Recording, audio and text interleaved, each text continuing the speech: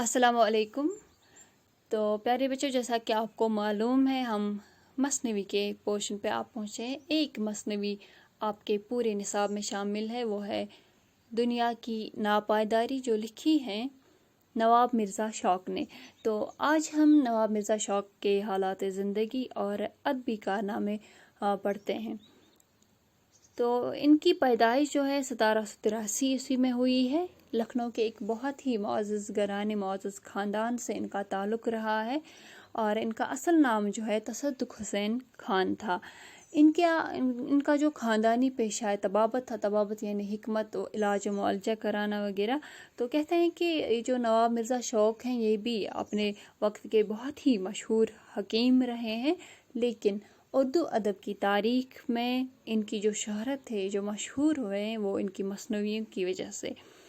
تو ان کی مثنویاں ہیں، ایک فریب عشق اور بہار عشق، جو 1846 اور 1847 کی تصنیف ہیں، اور تیسری جو مثنوی ہے زہر عشق، جو سب سے زیادہ مشہور ہے، جو 1860 اور 1864 کے درمیان لکھی گئی ہے۔ تو زہر عشق ایک بے نام نوجوان لڑکی اور لڑکے کی محبت کی چھوٹی سی کہانی ہے۔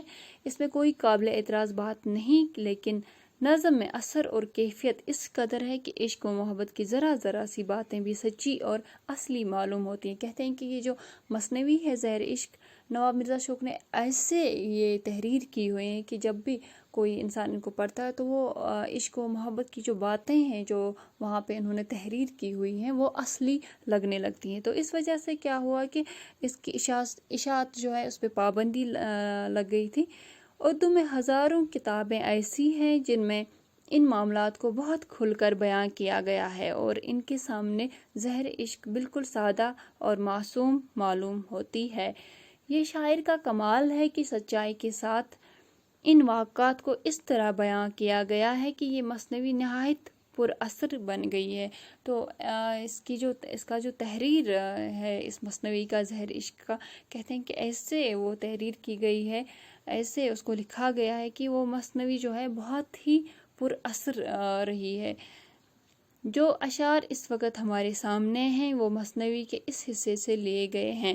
جب ہیروئن خودکشی کرنے سے پہلے ہیرو سے ملاقات کرتی ہے اور اس سے نصیحت کرتی ہے، دنیا کی اونچ نیچ سمجھاتی ہے اور زندگی کی ناپائیداری کا احساس دلاتی ہے، یعنی جو آپ کے نصاب میں مثنوی شامل ہے وہ اسی یعنی زہر عشق سے لی گئی، جو زہر عشق ان کی مثنوی لکھی گئی ہے، جو نواب مرزا شوق نے لکھی ہے۔ تو وہ جو دنیا کی ناپائیداری مثنوی آپ کے نصاب میں شامل ہے، وہ اسی مثنوی سے لی گئی ہے۔ تو جس میں جو کہتے ہیں کہ جو ہیروئن ہوتی ہے اس مثنوی کی، وہ خودکشی کرنے سے پہلے اپنے ہیرو سے ملاقات کرتی ہے، اس کو سمجھاتی ہے، دنیا کی جو اونچ نیچ ہے، دنیا کا جو ناپائیداری جو ہے زندگی کا، اس کا احساس دلاتی ہے۔ تو ہم آگے دیکھیں گے انشاءاللہ۔